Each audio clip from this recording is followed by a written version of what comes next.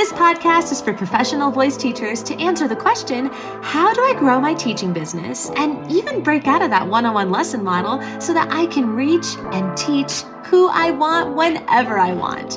I'm your host, Allie Tyler, voice teacher of over a decade and marketing and business coach for fellow voice teachers. Welcome to the Voicepreneur podcast. Hello, lovely voice teacher. Welcome to another episode. Oh my gosh, I am so excited. I'm warning you. I'm warning you right now. I am really excited about this topic, and I have some notes in front of me, but I am actually coming on totally inspired by conversations that I've been having with voice teachers and inside of the program and on DMs. And this was not planned. This is not one of those things where I was going to put out this episode by any means, but I just realized how freaking important this topic is. And for some reason, this has not been exclusively talked about on the show. We're going to talk about what's really stopping you from reaching your business and life goals and what will actually help you move forward. We are not talking about strategies. We're not talking about strategies or tips or funnels or freebies or emails or messaging or your website or literally any of that. We're not talking about any of that. Okay, so don't grab your notebook unless you want to. Maybe you want to, but that is not what this episode is about. I really want to talk about the most important thing that you need to be focusing on if you want to grow your business. You must cultivate an abundant mindset. You must become a hyper mindful, brave as fuck business owner. Someone who walks the talk, who feels the fear, who knows what that fear is and how it's coming up in their daily life and does the damn thing anyway. That is what we're talking about. You know this. You know this. I know you do because you are a voice teacher and I have talked to you. I have talked to hundreds of voice teachers. Y'all are self-care masters. You are mindful humans. You know what I am talking about when I say that this is the inner work. This is the inner work, and that's what we're talking about today. We are talking about your fears. We're talking about those little subconscious suckers that are holding you back from reaching your highest potential. This is really going to come up for you specifically around two things. Number one, the subconscious and programmed thoughts that you have around certain areas of your business. And number two, the actions that you are taking or not taking on a daily basis. And really what I mean by not taking, the actions that you're not taking, think about it like this. When you perform an action that's not in alignment with what you truly want, that is taking time away from the things that you should be focusing on or could be focusing on, the things that are in alignment, the things that you do want, right? Or are helping you get what you want. So meaning you are not actually taking aligned action. And when you're not taking aligned action on a day-to-day basis, you are not going to see the growth that you want in your business, period. It's such a wild, wacky world being a business owner. And it really means that we get to level up. And I've talked about this in a previous episode, comparing being a private voice teacher with being a business owner, because there is a subtle difference. So go and check out that episode if you haven't already listened to that. But I really want to focus on a little bit more about this idea that our thoughts, those subconscious and programmed thoughts, and our actions are influencing how our business runs and grows. Right? So when it comes to business, there's really three main things, at least that I can think of, that we tend to focus on. Number one, money, right?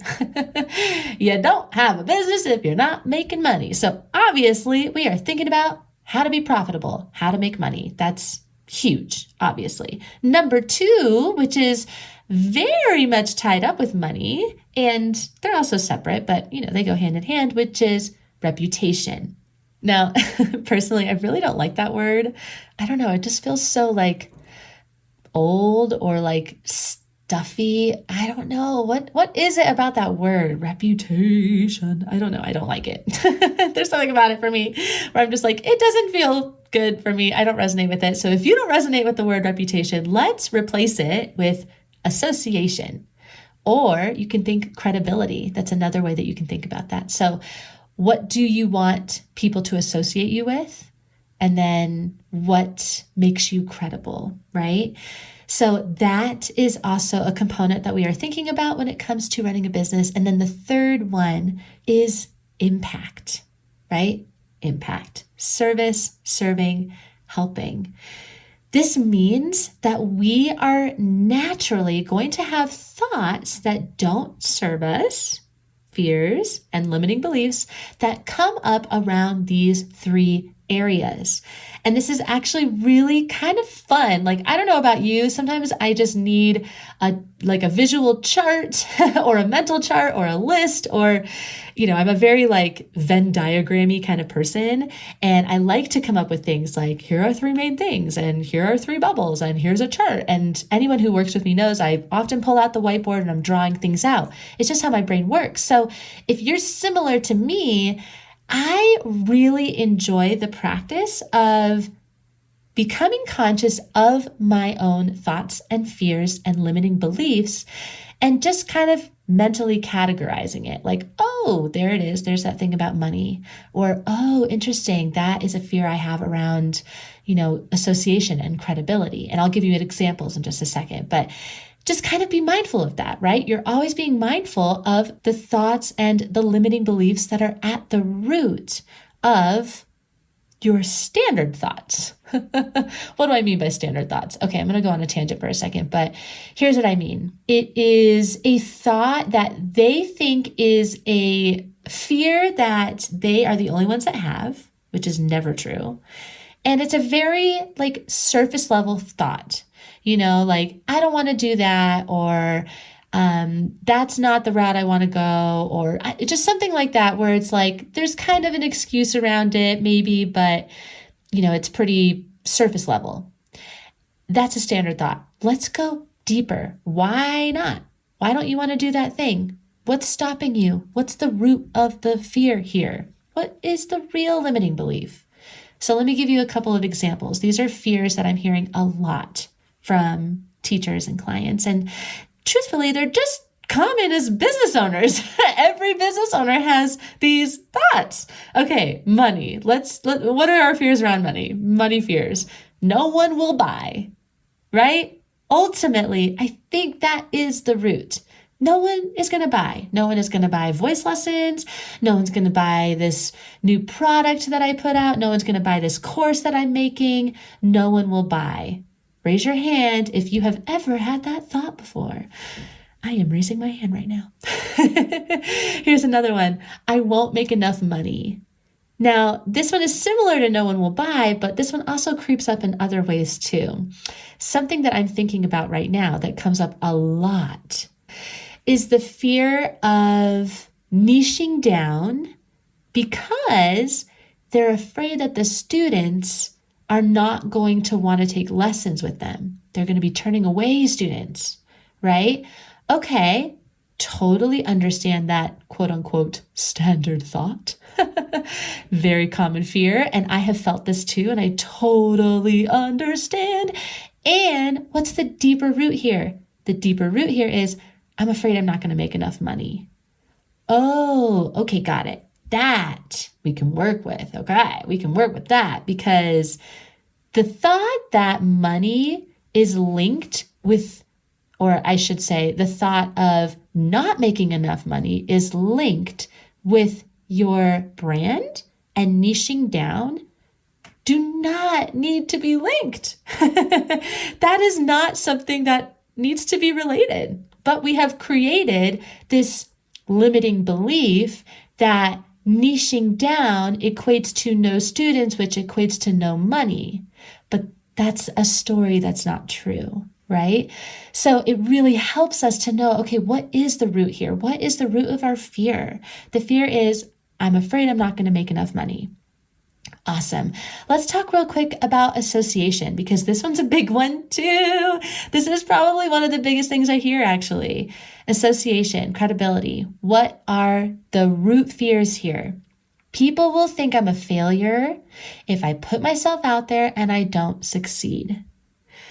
I don't know if you've ever felt that way, but I really resonate with this one. I am a perfectionist. I am one of those people where if I put myself out there, it is going to be damn good. I am a performer. I'm a Virgo. I don't know. I'm just me. I just like for things to look and be great.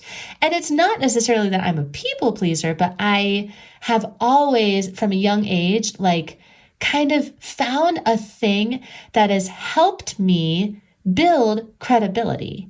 And when I was young, that was singing. And now that I'm older, it's marketing and business, right? So I totally get this fear. I have had this fear so much where I'm afraid that I'm going to put myself out there and people are going to see it. And then I'm going to fail. And they're also going to see that. And they're going to be like, Allie's a failure. She has no idea what she's doing. Raise your hand if you've ever felt that. I hope that that's not just me. But here's another one that I've heard a lot, which is people will see I'm a fraud if I put myself out there and I don't have all the answers or I don't get them results. This is such a big one. Do you feel how big this is? I hope you feel how big this is. People will see that I'm a fraud if I put myself out there and I don't have all the answers or I don't get my students' results. This is so big. I can't even begin to emphasize how deeply I feel this as a voice teacher and how often I have heard this from other voice teachers. And it is so fascinating to me because something I learned in actually a singing program. It was, oh my gosh, what are those called? Summer programs, except it wasn't in the summer, it was a winter program. It was an incredible life-changing program called Opera Works in California. And I did Opera Works. And one of the exercises that we did, it was all these singers, in this program together, there's 20 of us. They walked us through this very intense exercise that had us actually label who in our life planted these negative thoughts, these fears, these limiting beliefs, anything that is prohibiting us from reaching our highest potential, because oftentimes it's not really coming from us. It may have come from someone else that was really meaningful in our life. So for me, ex-boyfriends or mentors, my, old choir teacher, people like that, voice teachers, that's a big one. OMG, that's a big one. And I know, because I've also had that conversation with so many people, our own vocal training as voice teachers and how much that prohibited us from reaching our highest potential, which is so sad, so unbelievably sad. That's a whole other conversation. But what I'm trying to say here is oftentimes I have heard that voice teachers will end up labeling those people as other voice teachers, or as mentors, or as their own voice teachers, or as the system itself.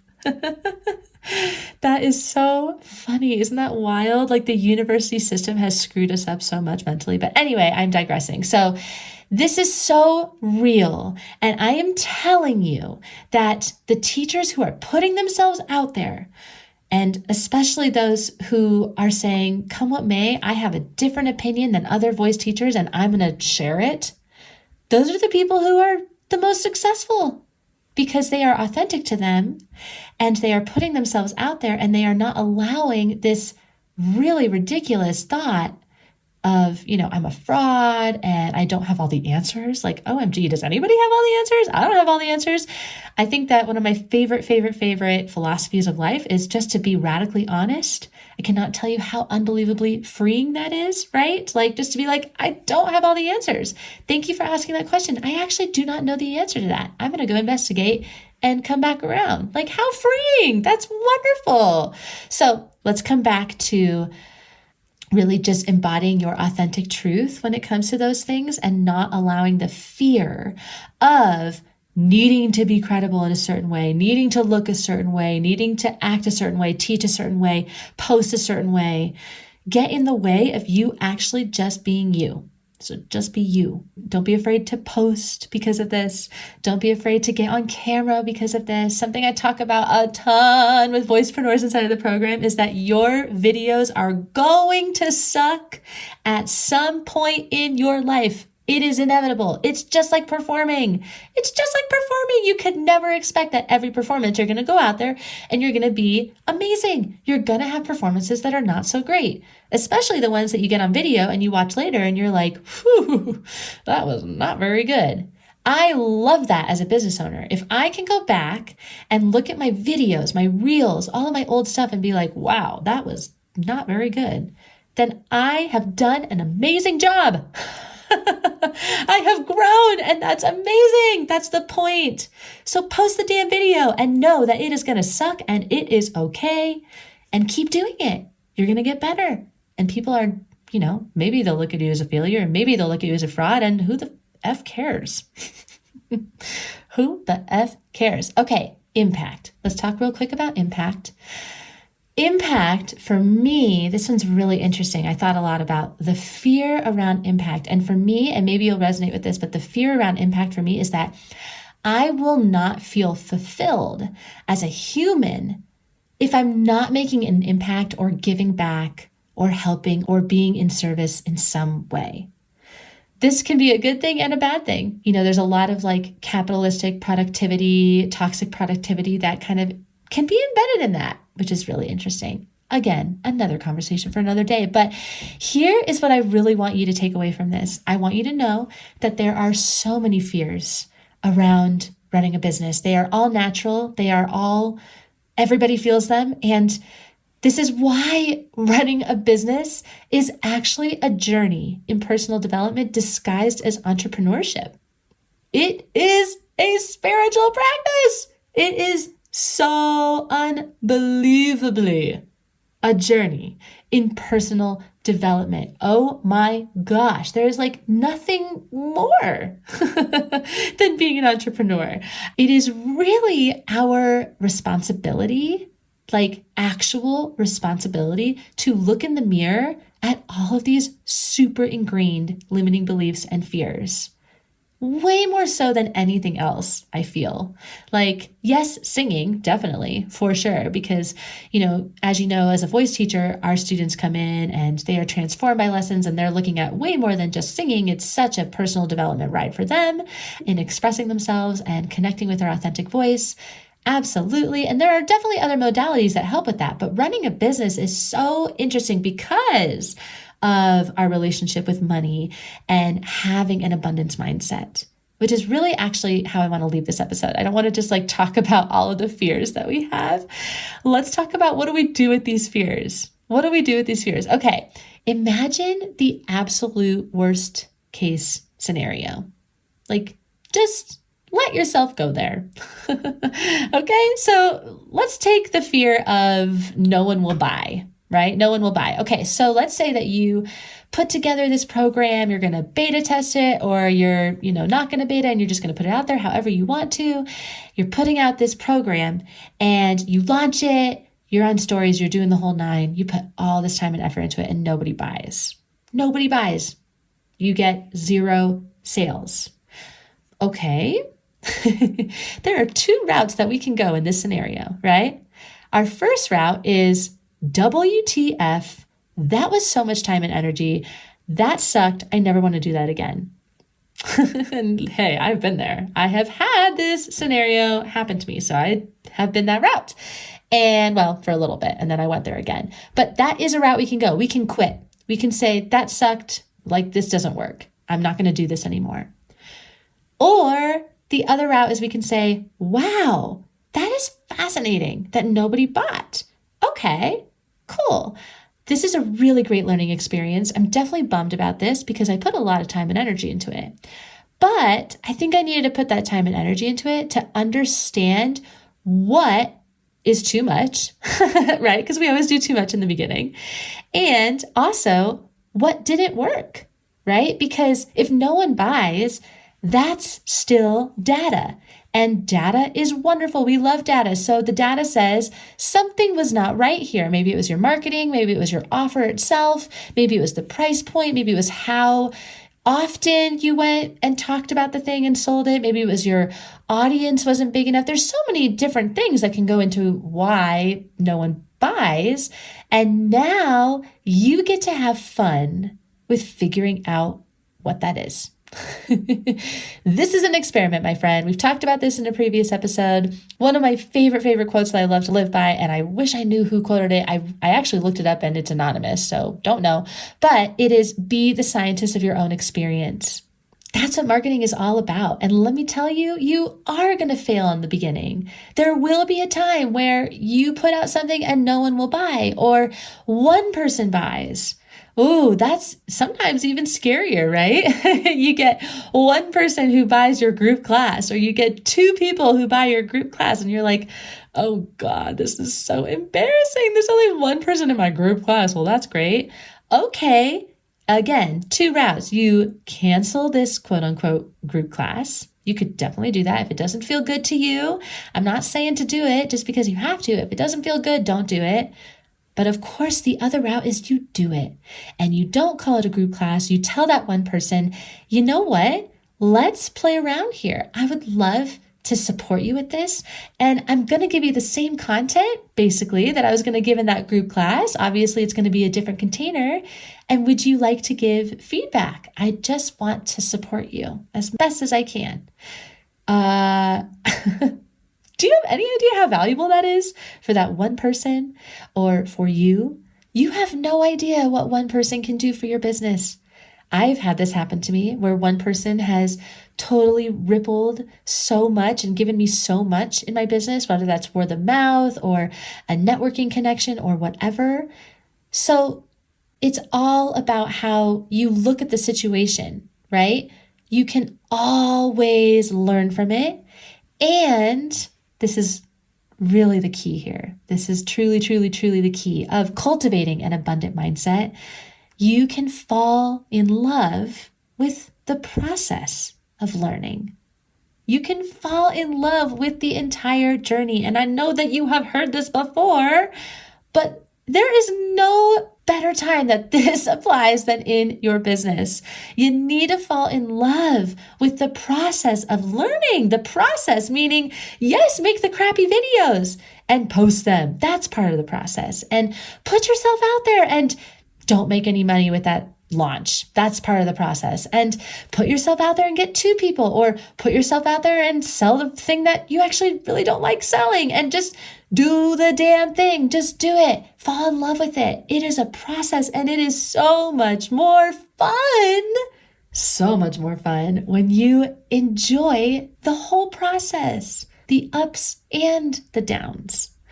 When you put expectations on that process, when you really get wrapped up in numbers, oh, I gotta get this amount of people in my launch, or I gotta get this amount of people in my studio. I mean, yes, we love numbers. It's always good to have goals. We don't want to necessarily not have goals, but it's different to have a goal when you wrap expectations around it, especially when it comes to time, right? I gotta hit that goal at this time. No, you don't. You don't have to hit that goal at that time. There are other ways that the universe can co-create with you and provide you the abundance that you're looking for in a different container than how you think of it, with X amount of students in X amount of time, right? This is your arbitrary goal that you have created for yourself. And if there's expectation in there, if it's putting pressure on you, if it's stressing you out, if it is taking away from you loving the process of learning, that's not good. That's what we don't want. We don't want that. This is actually reminding me of a conversation I had with one of my best girlfriends. And when we were talking about this, we were having tea, and she was 9 months pregnant. She was just about to have her baby. And we were just talking about, the whole experience of being pregnant and those weeks leading up to having a baby and just the whole nine, right? And something that my friend said that I thought was so interesting was, she said, Allie, pregnancy has been so abundant for me. ever since I have tapped into this energy of flow and fun and joy and self-care and really only allowing the things that bring me pleasure in my life since I'm pregnant, because it's a great excuse. And if you know, you know, there's no better excuse than to be like, yes, I'm a queen, right? I am going to treat myself like a queen. She said she had never had more clients, more students signing up for her programs, just so much abundance. And she was working like a third of the amount that she was prior to being pregnant. She was just in this state of fun and flow and joy. And it makes me laugh, because what we were talking about when we were talking about this, I realized was, oh my God, I had the exact same experience. When I was pregnant, I launched the Voicepreneur Collective, which was the beta for the Voicepreneur program. I had 50 people sign up for that launch. I was getting more voice students than I could possibly fit. I was having people sign up for my online course, my online singing course. I was having so many downloads on my podcast. It was like absolutely bananas. And I was totally in this state of fun and flow and soul nourishment. And I just feel like looking back on that time and thinking about how to move forward in my business, and hopefully something that you take away from this episode as well, there is really something to be said about the energy that you have as a business owner. The energy that you put yourself in when you are working on those tasks, those boring and mundane systems and projects and funnels, when you are editing your website, when you are selling, when you are filling up your studio, when you are not filling up your studio, especially in the hard times, when you aren't getting students, when you aren't getting sales, all of it. There really is magic that happens when you just treat it as a process that you are here for as a business owner. So that's just my rant. And I really hope that it was helpful for you. I truly believe that this is your year. This is our year. Take this year on with the mentality of mindfulness and awareness, of grace and self-love, self-nourishment, of bravery, of feeling the fear and doing it anyway. And most importantly, of falling in love with this entire crazy process. It is totally crazy, but it's so much more fun when you enjoy it, when you enjoy all of it. So I am here cheering you on. And if you want to come and join our world, check out the links inside of the show notes. And I will see you over at Everything the Voicepreneur. I love you. You are doing amazing work. Thank you so much for being here with me. And I'll catch you in the next episode.